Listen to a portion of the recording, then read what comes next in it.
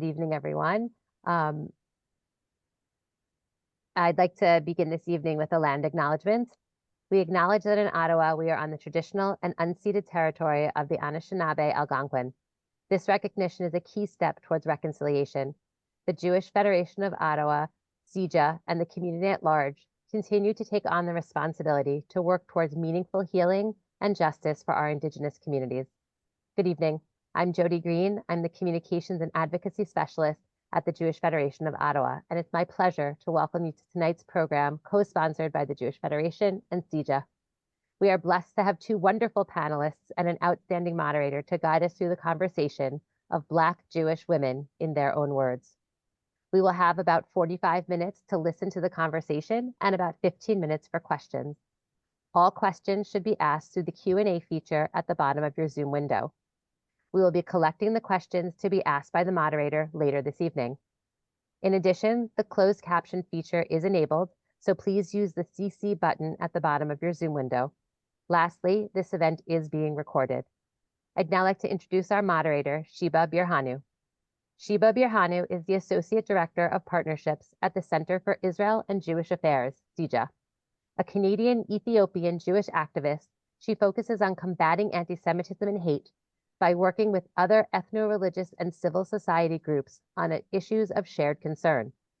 After serving as Vice President of Western University's Black Student Association, she joined the Honey Jam, a women's nonprofit music program and that helped to provide young women with professional development tools and resources to pursue a career in music. Today, she helps lead the Canadian Coalition to Combat Online Hate and sits on the executive committee of the Canadian Interfaith Conversation and the Christian Jewish Dialogue of Toronto. I'd like to welcome Sheba. Thanks, Jody. Welcome everyone to Black and Jewish Women in Their Own Words. My name is Sheba. As Jody mentioned, I'm the Associate Director of Partnerships at CIJA. In this role, I facilitate partnerships between different communities on shared issues. When the Jewish community, small but mighty, aligns with other groups, we make that voice even stronger. So in the aftermath of October 7th, our community has experienced unprecedented levels of hate. This is a moment of anti-Semitism that Prime Minister Justin Trudeau has called terrifying. While we've seen commendable allyship from those outside of the Jewish community, we've also seen a nightmarish level of disbelief of Jewish pain. This disbelief of who Jews are, of our plea for dignity and humanity, and of our pain resonates with us all. So, recognizing that this Black History Month, we're coming together to celebrate the mosaic that is Canadian Jewry by spotlighting two very notable Black and Jewish women that we're lucky to call a part of our community. Here today to share their journey and insights, please welcome Annamie Paul and Rivka Campbell. Annamie Paul is a lawyer and social entrepreneur with a specialization in climate change, sustainability, conflict prevention, and inclusion. She has worked in international affairs and public diplomacy at Global Affairs, the International Criminal Court, and Crisis Action, and is the former leader of the Green Party of Canada. A senior fellow at the Raoul Wallenberg Center for Human Rights, an inaugural fellow of Schmidt Future's Black Women in Executive Leadership Program, and an Echoing Green Foundation and Action Canada Fellowship alumna. Her public leadership has been widely recognized, and she has been named Woman of the Year by Chatelaine Magazine and one of les 10 personnalités influentes de la francophonie canadienne, and as one of Toronto's most inspiring women, and was included in Maclean Magazine's 2021 Power List. Rivka Campbell, a Jew of Jamaican descent, born and raised in Toronto, seeks to build community among Jews of color in Canada, while opening dialogue among the mainstream Jewish community about the experiences of Jews of color and Jewish diversity. She is the co-founder of the group Jews of Color Canada. Rivka is a recognized speaker on Jewish diversity and has been interviewed by CIJA and other publications numerous times. Rivka is filming a documentary on Jewish diversity. She's the host of the Canadian Jewish news podcast, Rivkush, and the only Jew of color hosted podcast with a focus on Jews of color, discussing diversity, Judaism, and Israel. Welcome, Annamie and Rivka. So I'd like to begin by asking you, what Jewish traditions have sustained you? Rivka, could you begin? Wow. Different ones at different times. You know, one of our great traditions is Friday night dinners. And there was a time for me that was everything, that winding down, that focusing. And really and truly, it was a particular Friday night dinner that I experienced in Israel when I looked around at all of us and saw our diversity that actually propelled me to go back into the community and try and really educate and expose the beautiful rainbow that we are. So that is one tradition that holds and sustains me. Annamie?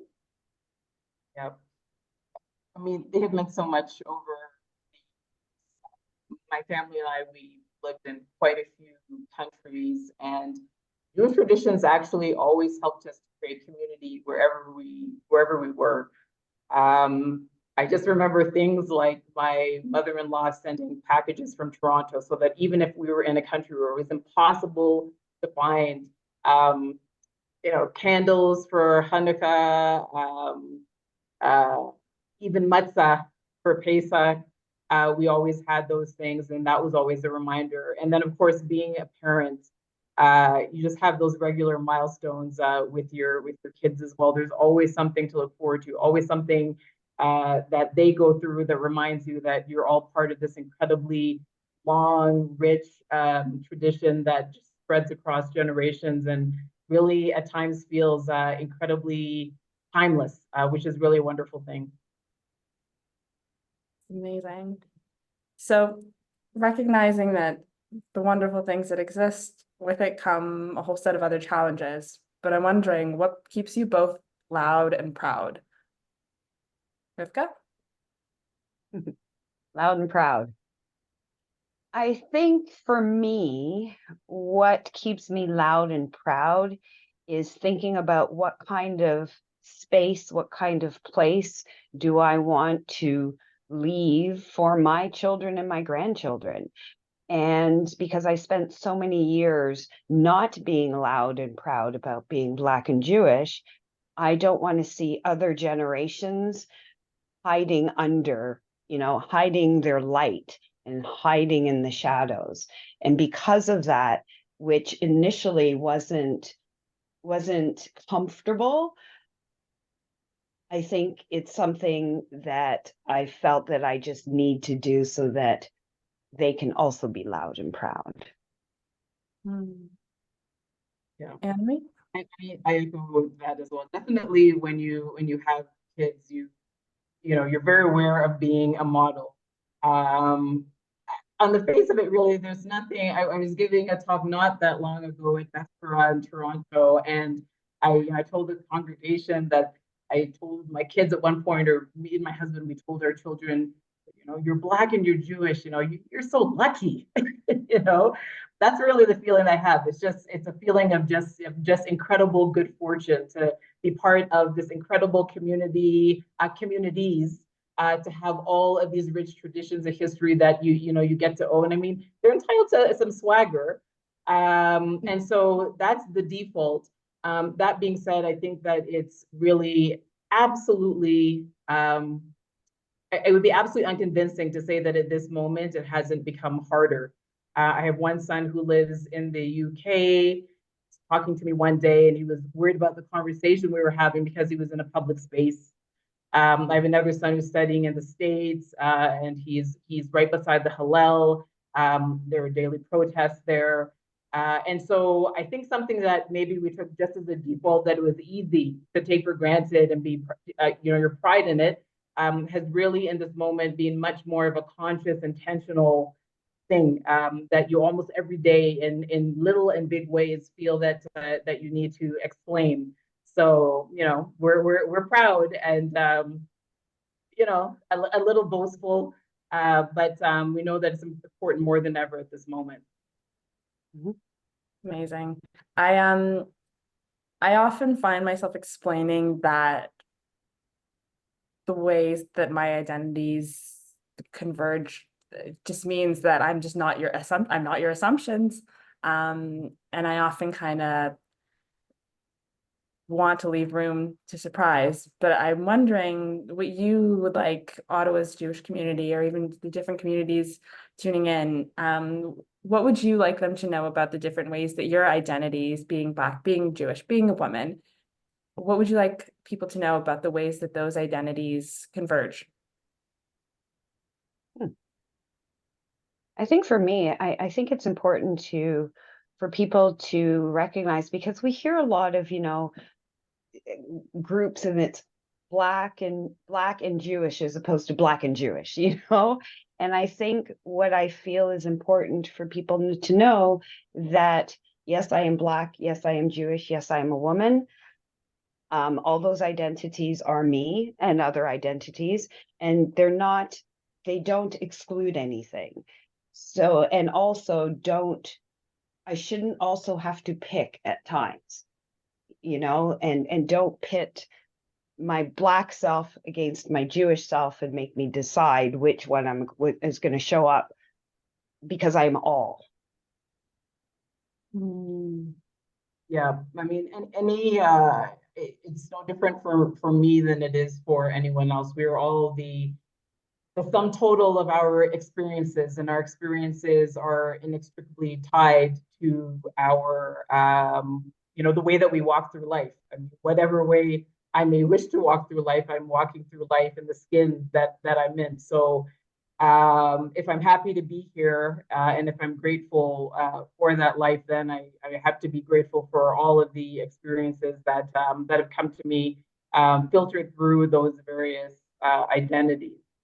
So, it's and I agree absolutely with Rivka. There's absolutely no reason that has to silo you in any way. I mean, I just think that it's a bonus, as I said, coming back to my last response. All of these things are a bonus. It means that I have multiple ways of seeing the world, that hopefully in the work that I've chosen to do, which is very much focused on public service, hopefully it helps to enrich and enhance those contributions, because I hopefully I'm a little more sensitive and a little more aware that there are multiple ways of seeing things and multiple ways of experiencing things, and trying to be as open to other people's ways of seeing and experiencing things as well.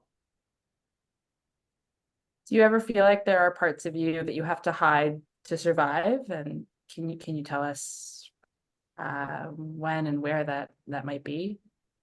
Yes. I mean, sure. This is, again, this is a very difficult, fraught time. It's not one that any of us should be surprised about, though I know some of us are. It's very cyclical throughout the entire history of the millennia of the history of Judaism. These kind of cycles just appear, and we're in one now. And of course, I think it would be very disingenuous to say that it's not. It hasn't become more difficult to assert and celebrate one's Jewishness. There's no question for me, after the experience that I had, and when I was asked about it, when I am asked about it, I mean, I say that certainly I had far more hate directed toward me because I was Jewish than because I was Black. And unfortunately, that was confirmed. The Samara Institute did a study of toxicity online during the last election, and I tied the Prime Minister for most toxic comments made, and I beat out by a fairly large margin all of the other political leaders in terms of toxic comments focusing on my identity, and it was on my Jewish identity. So yes, I mean, certainly it is. There is a greater price that some of us are paying now for being proud and loud Jews. It's a price that we have to remember others before us have paid, and we really don't have an option, I think, to be quiet and silent at this time. Yeah, I agree. I had a moment many years ago when there was an incident near where I lived on Bathurst, where a gentleman was murdered because he was Jewish. And for a split second, I thought to myself, well, if I don't wear my Star of David, or if I don't whatever, who's going to know? And as soon as I had that thought, I thought, no, I am a Jewish woman. I stand with my people, and they're, as challenging as it is at times, because as Annamie said, the hatred is real. I'm simplifying what you said, but the hatred is real. And it has been, in particular, very challenging, as we all know these days, very challenging, where you pause, where you wonder if the person who is looking at you is about to comment about your Star of David, or, and you, especially shortly after, I know I was extremely tense, but I had to find something within me to say, no, I'm standing with my people. And how do you allow all parts of you to thrive?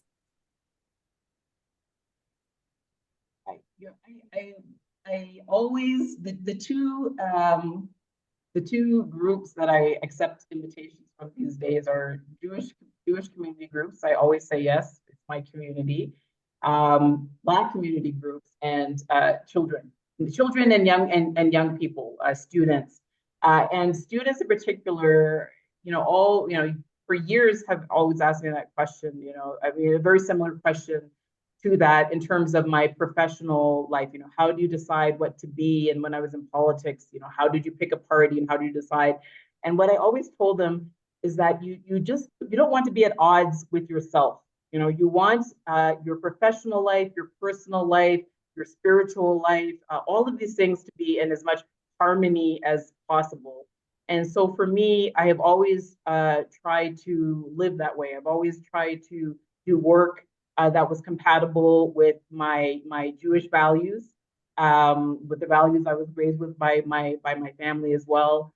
I always tried for those things to be compatible. And when they stop being compatible, and that definitely can happen. And I think at this particular moment, I think many Jewish people are finding that there's tensions in, for instance, their workplace, in their institutions and their universities, et cetera, places where they thought everything was aligned, and they're finding that it's not as aligned as they had believed, where they're asking that question. But that's what I would say. I mean, for me, that's how I do it. And even if there's a price to be paid sometimes, I think it's worth paying.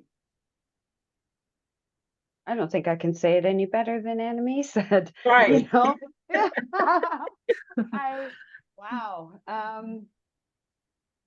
think I'm picking and choosing. I'm really trying to pick and choose, because it is a lot, and I don't want to enter situations that don't mesh with my values. And similar to what Annamie said, I also really pick and choose who I spend my time with in terms of presentations and so on and so forth. Yeah. You still said it better than I did. So is there advice you give to those watching that might feel like there are parts of themselves that they have to hide, whether it's in the current moment, whether it's a feeling that they've had for a while? What advice would you share with them? Wow. I've been asked that question, really surrounding what is going on in terms of anti-Semitism, because people are feeling that they have to hide parts of themselves, as we spoke about, whether it's not wearing a Star of David, whatever it may be. And I've said to people, first and foremost, you have to do what also makes you feel comfortable, because at the end of the day, it's you, and it's how you feel. And if you don't feel comfortable about, having your Israeli flag off your car, or whatever it may be, or you feel that and you will get there if you get there, but you ultimately have to feel safe also. in whatever you do, and we're all at different levels. Like I may have my flag wave, I don't, but I may have a flag waving from my car. My license plate is particularly Jewish, whatever the case may be, but that's my comfort level. And I can't expect everybody to have that sort of comfort level. And in time, when you feel safe, then you will feel comfortable expressing yourself. It's sometimes it's a marathon and not a sprint. And the standards should be standards that you set for yourself and measures that you set for yourself. Yeah. It's such an interesting question, and we could probably just talk about that in this particular moment, you know, because I mean, I received a lot of advice about that particular question. I mean, in my case, and I guess this is the thing, I guess my ultimate answer will flow out of this anecdote, which is that depending on what you choose to do with your life, even if it's not something as public as what I did for a while, your Jewish identity is going to catch up with you whether you like it or not. And you're not necessarily going to have the option of, do I say it, do I not? How much do I talk about it? I mean, I certainly did not enter politics intending to be, you know, super Jew. But as soon as people found out that I became, you know, I was always Annamie Paul, Jewish woman, Black woman, Jewish woman, no matter what I said, it was always contextualized through that. So, you know, so depending on what you do, you may not have a choice. And then, you know, I'm really grateful to my sister-in-law, because when I was thinking about doing this, and I really do not do public events very much at all these days, I usually decline. I said, I just feel like, you know, someone else should take on that. I feel like I've done my part. And she said, I don't think that's how it works. And she was absolutely right. She was absolutely right about that. I think in this particular moment, that even if it's scary and even if it's difficult and even if it pushes you outside of your comfort zone, we have to have a sense of our connection to the history of being Jewish and remembering all the people who, through enormous personal sacrifice, managed to keep this identity alive exactly because they were willing to pay a price for it. And I think this is one of those moments as well where, you know, we will be challenged, and we have to meet the challenge, even if we're tired, and even if we want to lay the burden down. It's not really a moment for that. We're still in the heat, you know, in the dead heat of the relay. Mm-hmm. That's great advice. I'm wondering, bringing it back to the current moment, how are you digesting the current moment? What impact has October 7th and the ensuing war had on you?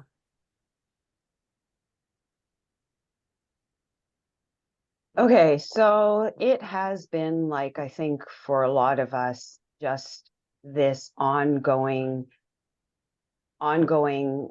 surreal nightmare that when you think when you have a moment, it comes crashing back. I, like, again, for a lot of us, it's one of those moments, you know, where you were when you heard moments, right?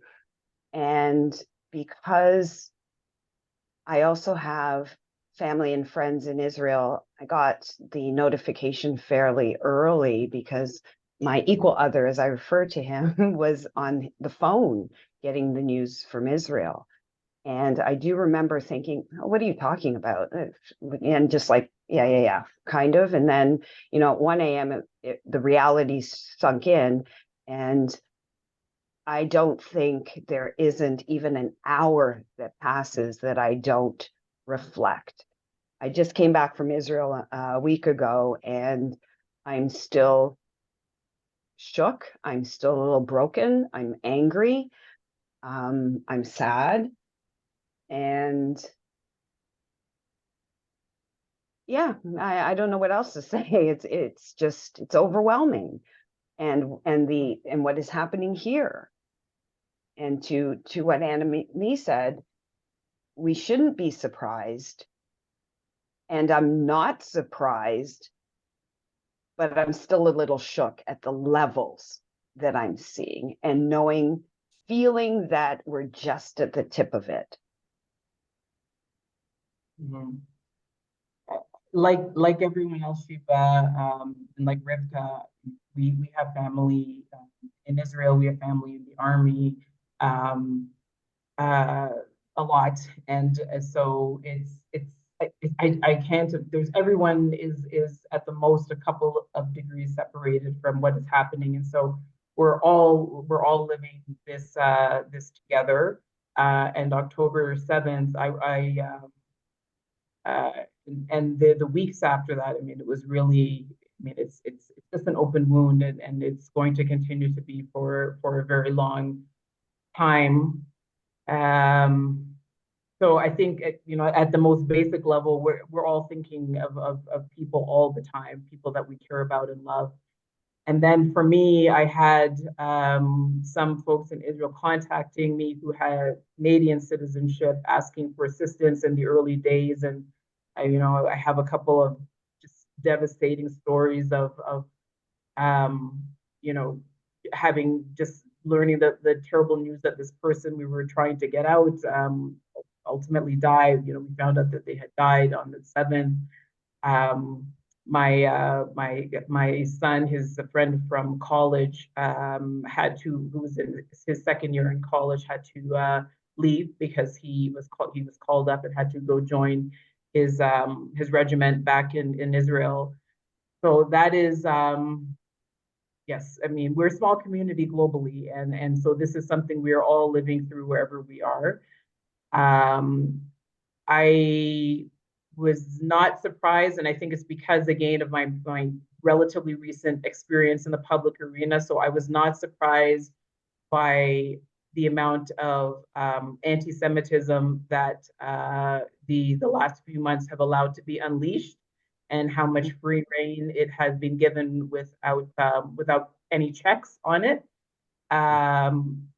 That is something that was definitely to be expected. I think if anyone who looks for the signs or who has experience in other contexts, and I think that is very. It's just, again, it's to be expected, but it doesn't mean that it's not very painful to experience. I believe that there are people who very sincerely believe, or very sincerely believe in their views, and in a non anti-Semitic way, pardon the double negative, really believe that there are many things to criticize.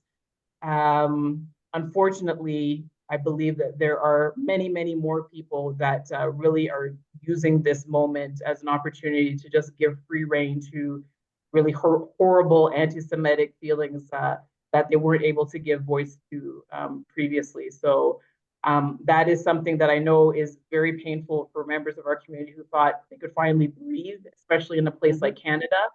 And I feel that pain, but I think we have to suck that up and figure out how we're going to meet this moment so that it doesn't continue to get worse. Mm-hmm. Annamie, you touched on this briefly, but I think now more than ever, we're finding ourselves having to sit at tables with people that we disagree with. But do you think it's important to do that, to sit at tables with people you disagree with? And if so, how do you hold space for that discomfort?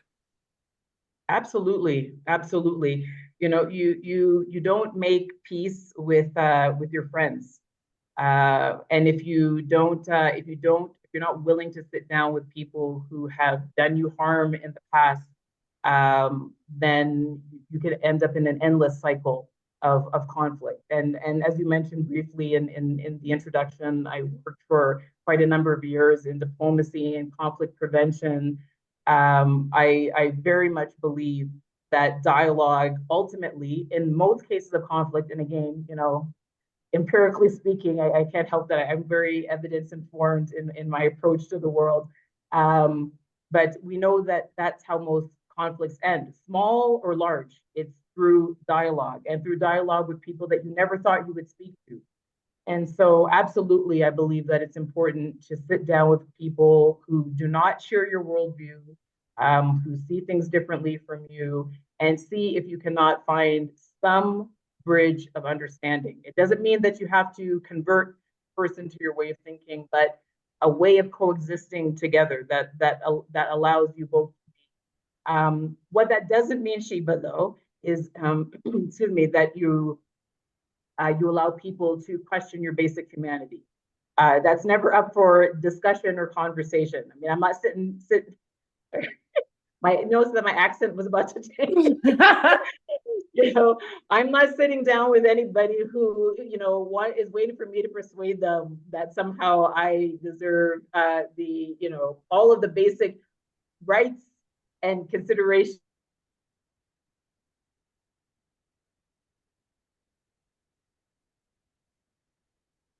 Oh, you may have lost her for a moment.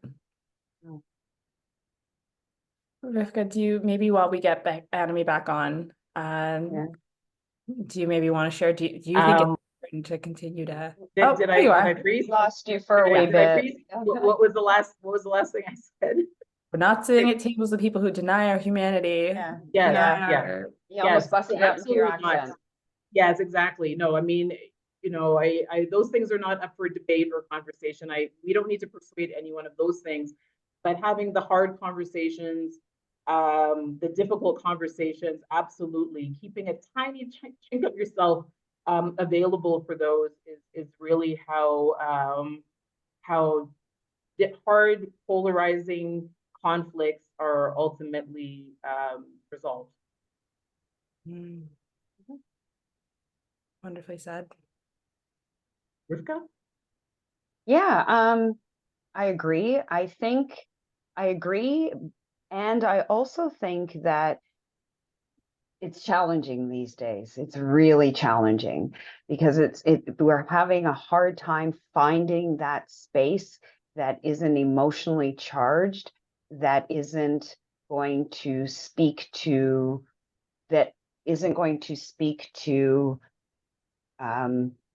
logic, to you mentioned evidence, like is not going to be that clean, respectful conversation.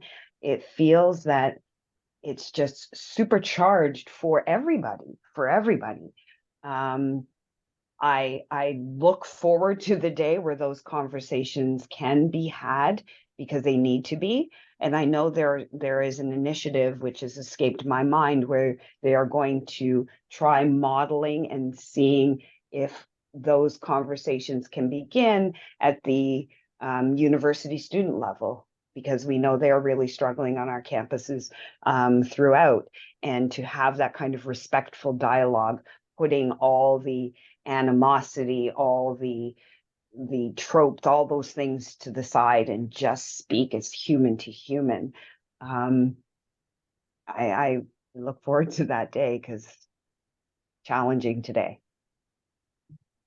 It's challenging, and then on the flip side, we have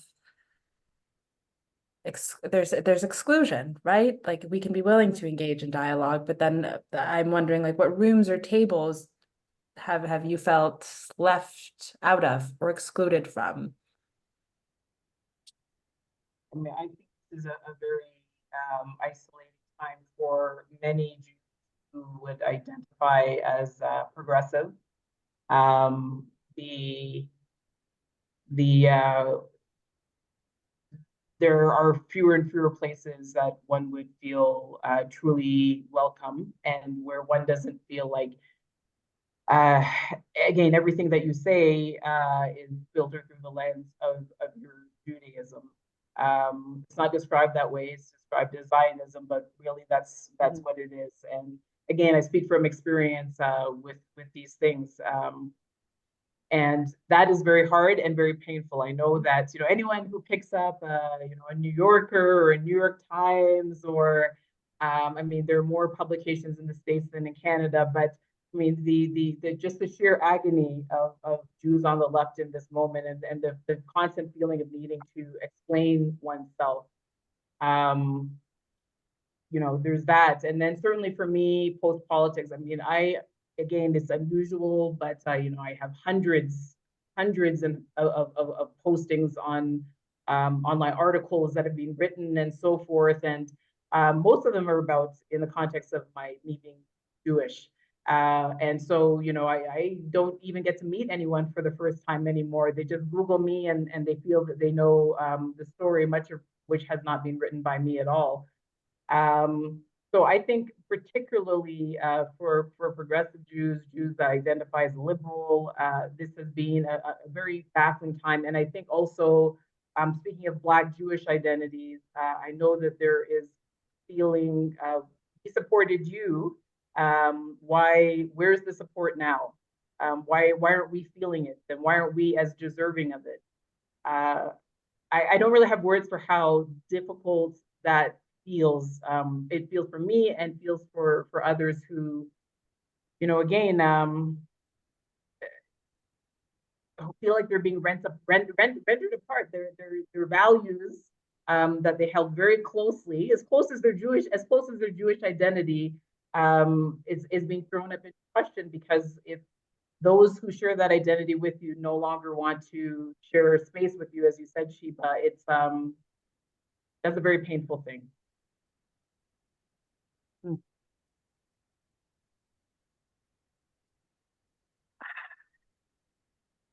I want to speak a little bit more about how you have handled closed doors. How have you handled closed doors? Rivka? I break through them? No. Yeah. Well, Yep. you know, a mantra that my mother had was, you have 3 strikes: Black, Jewish, and female. So you have to be at least 3 times better than everyone else. And yes, there have been closed doors, but I just keep knocking, pounding, don't go away. Because I have every right to be on the other side of that door. Even if it takes me however long, I set my goals and I will get there. You know, before this, I was an emerge nurse. And one of the things about people of color, forget about the Jewish bit, because there's actually a whole book about Jews in nursing. It's not really a thing. There's a whole book about it. But anyways, why aren't you a doctor is usually the thing. But you know, in critical care areas, and thankfully it's changed, but you know, back when I was an emerge nurse, I was, for example, at one major hospital, there was 2 of us who were women of color. And I was very used to knowing that, okay, there's that door because I want to be this person in emerge. I want to be an educator. I want to be a manager. And so I would just keep saying, okay, I'm going to take this course. I'm going to do this. I'm going to situate myself in this. And you just keep working and not going away. And the same thing within our Jewish community. I knew that you don't see executive directors who look like me in the synagogue. But I was determined, through bringing to the table the best Rivka possible and making sure you see me, and you see me as the best candidate, who just happens to be a person of color, you know, and really just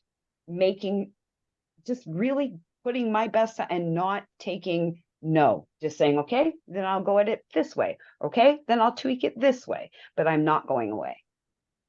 That's it. Annamie, how have you handled closed doors? I love that. And just to echo the point that Rivka made, you know, we need to look within ourselves as well in terms of those open and closed doors, because, you know, I have the honor, and it is an honor to you know, be sitting at tables now with leaders in the Jewish community on behalf of the Jewish community. And I mean, forget even seeing a Jew of color. I mean, I don't even see women. You know, I mean, it's our major organizations are, and I love them, love you all very much. They're white Jewish men, who very much, have their place as well, but not every place. And they really have overwhelming, they have too many of them. It becomes a little late when we're in moments like this to begin to say now, well, Jews are a diverse, the diaspora is incredibly diverse, and Israel and Mizraim are a much larger group than Ashkenaz and so forth. It's all true, but if we were reflecting that in a more proactive way within our communities, then all of that would be a little more obvious, and it would be a lot more useful at this time. In terms of myself, though, with and I was thinking of my grandma and mother even before you started your answer, Rivka. In my case, I would say my mother, though, and my grandmother. My grandmother was a nurse, also, Rivka. And so because of that, so all the way back, these strong women, it was more, you've got 3 pluses in life. You're Jewish, you're Black, you're a woman. The world's your oyster. That's basically how I felt about it, and how I still feel about it. But not everyone sees it that way. In which case, we do, as Blacks and Jews and women, the things that we need to do. Sometimes you knock on the door persistently, and people get fed up. They let you in. Sometimes you have to kick in the door because nobody's answering, and you're going to go in that way. Sometimes you have to dig a tunnel, and that's not maybe the best. Go into the window. Go into the window. Go under the building altogether, right? Under the house altogether. And sometimes you build your own house, your own parallel house, and make it better than the house that you're trying to get into.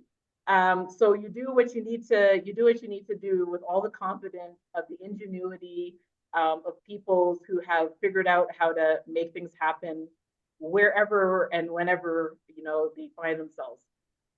But don't get me wrong, Annamie. Today, grown Rivka says being Black, female, and Jewish rocks.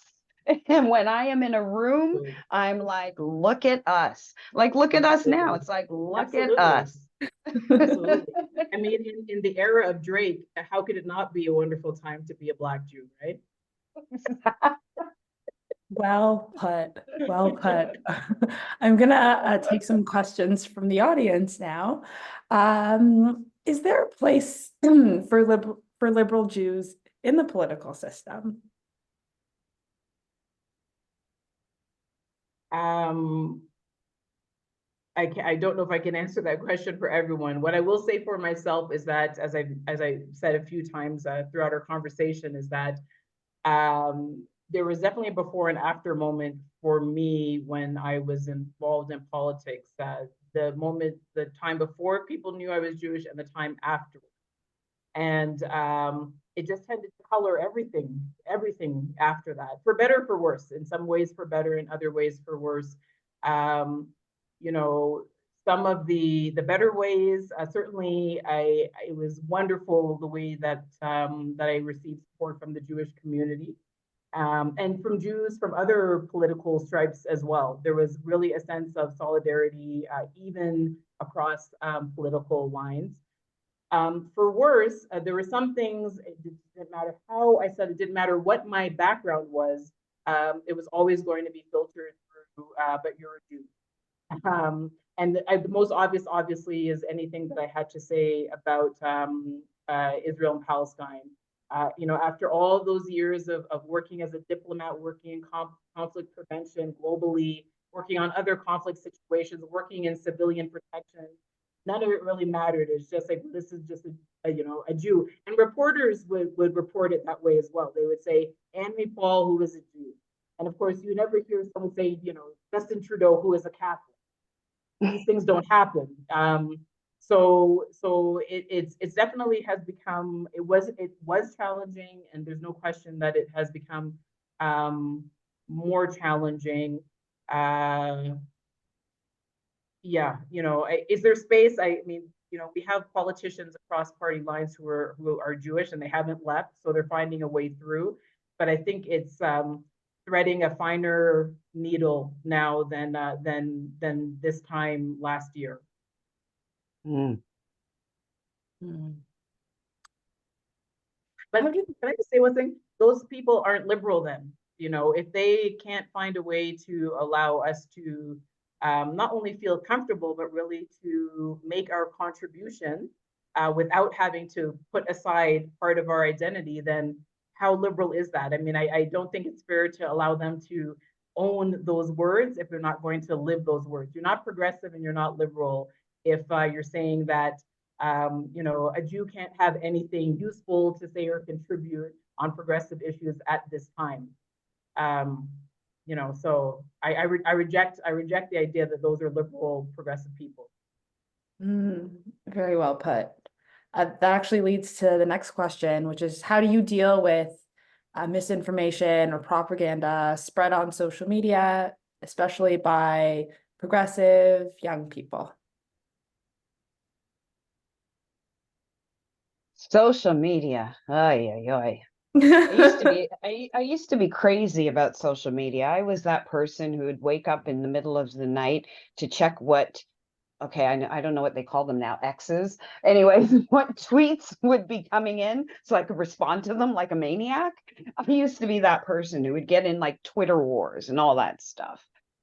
Now I prefer to have my dialogue without a keyboard in between. I will challenge some things, but again, I prefer to have my dialogue like this because it's more genuine, and I'm not going to get into, because a lot of social media these days is like mudslinging. It's just actually horrific, and I will not go into the mud. Yeah, I like that. My son uses that expression, the mud, and not jumping into it. And you know, if I had the answer to that, you know, it is a global struggle to answer that question, and we are not succeeding. I will say my experience. I was a very late adopter of social media. I only opened accounts in 2019 when I became involved in politics. And since leaving politics, I have not posted. I mean, I think my last post was in November of 2021. And my experience was there, once a narrative takes hold, you really have very, very little ability to control it. As I mentioned before, I had no idea because I didn't read, and I think this was very important for my own peace of mind, the comments and so forth. I mean, I never turned off my comments the way that some people in politics do for their own, you know, sanity. But it was, I couldn't believe when I was told that I had the most and the worst comments directed toward me. And many, and again, I think the majority of those were identity toxic comments, and Jewish identity, not Black identity, not women, Jewish. So if there was anything I could have done to control that, I certainly would have. And it continues to trail me to this day, even though I'm not online.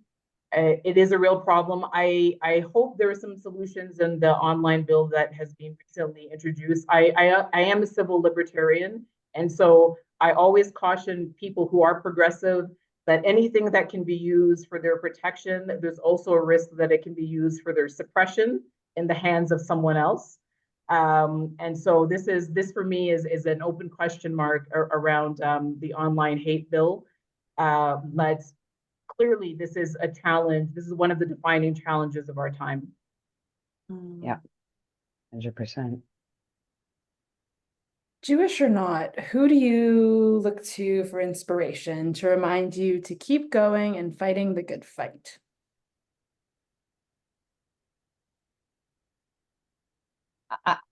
If they're looking for someone very profound or a big name, it's not even that big. I just look at my mishpacha, both my personal family and our Jewish people, and that's who keeps me going. That's who informs the work that I do, whether it's in the synagogue or whether it's with my diversity work. That is So that is who I look to, and that's who keeps me going. It's the kid who looks at me and says, "Oh my gosh, Rivka looks like me," and she's da da da. It's that sort of thing that keeps me going. I was at not a conference, it was a course, and it was actually around the Israel Palestine conflict and how to listen to different narratives and so on and so forth. Aside from that, the best thing that came out of it was a fellow Jew of color came running up to me at the end, and he said, "It's so good to see you. It's so good to see you. I see you, you see me." And that keeps me going. That keeps me going. The community is absolutely a source of sustenance, absolutely, no question. For me, also, again, I've said some of the same things in different ways more than once in this conversation. Certainly my kids, kids are, they're ruthless. And they have a highly developed sense of antipathy towards hypocrisy of any kind. Absolutely. And so for me, I think it was, if I break it all down, the fundamental terror of being seen in my children's eyes to be contradicting some basic value that I had spent, their entire childhood shoving down their throat. I never ever wanted to be seen as a hypocrite in the eyes of my children. And so for me, when it was very, very tempting, and those times still where it's very tempting to take the easy way out, to compromise some value that I claimed was very important, throw someone under the bus, the kind of things that you do when your back is up against the wall, they were the constant, again, they were the threat, they were the looming specter over me, that made me want to make sure that I did the right thing. And I'm very grateful to them for that. I think that when it's all said and done at the end of your life, you want the people that you love to look at you in the eyes, and you look them in the eyes, and to not see any sense of disappointment, betrayal about the fundamental things, the fundamental values that you're supposed to share with each other. Absolutely. I have to say, when you said something about Super Jew earlier, Oh, I think it's good. There we go. Super Jew. Oh, you froze, Riv. You froze for a second, Oh, Rivka. did I? Your turn that time, yeah. Okay, am I back? Yep. I had to laugh when you had said something earlier about Super Jew, Yeah. because that was my son's nickname for me for the longest time. Super Yeah. Jew. Yeah. That's just not Kids are bad. amazing. It's not bad. You get It's not the bad. cake. It's not bad. The cake comes in Yeah. the mail, and Yeah. But you're right. It's our children. It's our children that, yeah. It is. It is your children, your siblings, the people, and not your friends, the people that you care about. It's, again, you do not want to be rent asunder. I think people who live those lives out of balance, where they project one thing to one group and another thing to another group. I at least for me, I think that is intolerable. And this is a moment for a lot of people where that is all being put to the test. And I would just tell them, having come a little bit out on the other side of a very big test of my own like that you really want to take the tough choices now, for the long-term reward, that I mentioned. Absolutely. I think we have time for one more question before we have to go. I see a question. How do you feel about the secular law in Quebec banning some workplace employees from wearing religious symbols? Yeah. Well, I got in a lot of trouble for that. And while I was in politics, I have a couple years of distance now. And again, that was one of those hard choices. I really am sincerely a Francophile. We enrolled our kids in French language schools when they lived in Toronto, when we lived abroad. My children are part of the Francophonie, the constitutional Francophonie of this country. Quebec is a place I spent quite a bit of time in when I was younger because I was in French immersion. And we really thought that there could be a breakthrough there for us as well politically. But that particular law, I felt that it's wrong. I continue to feel that it's wrong. And that was just political suicide in that province. But I don't have regrets because there was no way to sugarcoat that. The idea that in Canada you shouldn't be able to wear a religious symbol yet at the same time carry out your job in a secular way just flies in the face of just the experience that we've had in this country. My son's first teacher at his French school was a woman who wore hijab and a woman who wore a cross. And as a Jewish woman, it never occurred to me for a second that I should pull my child out of that classroom because of that. Those were two of the best teachers he ever had. So I think that law is a violation of our charter rights. And just before we go, I hope the right thing will happen eventually. Amazing. Before we go, one last question. This is from someone in the audience. When I see you three strong and proud Black Jewish women, I'm inspired, but I'm also saddened because my experience, many Black women have been shockingly anti-Semitic as of October 7th. How do you feel knowing that so many Black women are against Jews right now? What do you do? Go ahead, Rivka. Sure. I think this is something that I struggle with within our community. And I remember earlier I'd said something about having to pick and choose. Now, first of all, I think we should be very careful when we say a particular group or a particular racial group holds a certain opinion about whomever it may be, because we never flip it and say, well, there are so many white women who are anti-Semitic against Jews. And we don't say there are so many XYZ people who are anti-Semitic against Jews. So I think we need to be very mindful of how we couch that.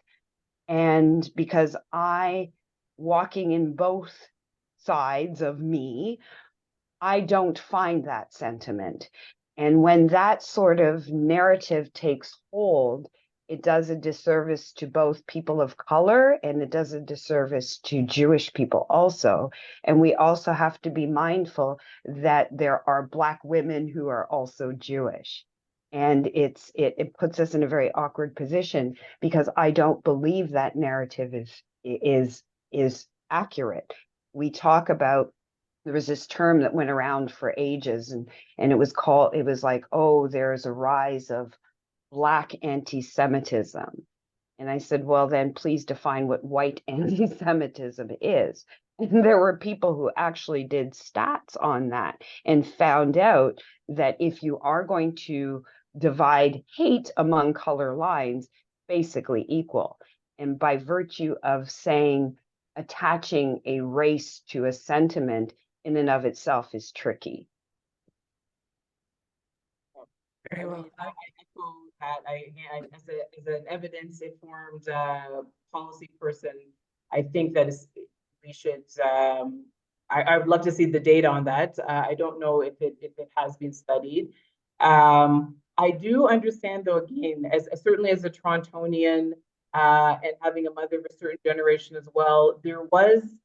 Again, how much of it is based in fact, or how much of it is based in a nostalgic view of the past, but there was sense, certainly, particularly among certain generations, of an affinity between Black people and Jewish people, a common understanding of struggle and oppression and of solidarity. And there certainly is a feeling, again, and I can only say this anecdotally, but certainly a feeling that has been lost and eroded over time. And at this particular moment, it is not present in the way that Jewish people would have hoped that it was.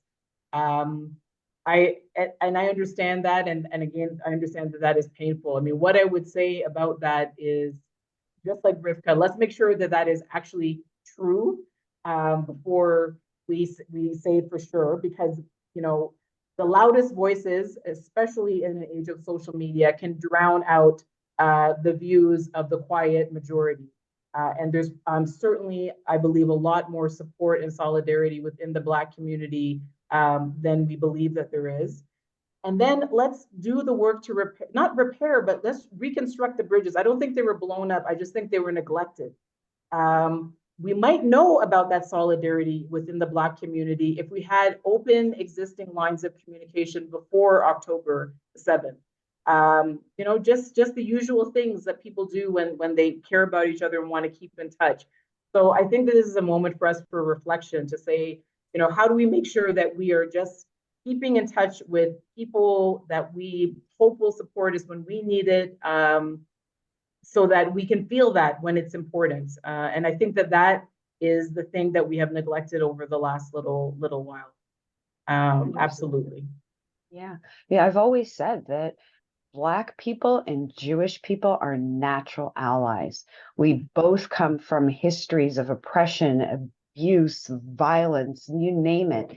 And we should be naturally together to fight what is trying to defeat us both. Absolutely. And yeah. Absolutely. Wonderful, wonderfully put. Well, thank you both so much for sharing your insights, and I think we've all taking a lot away from this conversation. I want to thank all the attendees who tuned in tonight, as well as Jewish Federation of Ottawa, CIJA, Jody Green and Ann Reed, for putting this event together. For more information on Ottawa Federation and CIJA programming, please follow at Jewish Ottawa or at CIJA Info. Once again, special thank you to our panelists, Annamie Paul and Rivka Campbell, for your inspiring and trailblazing work and your tireless advocacy. So with that, thank you again, everyone, and good night.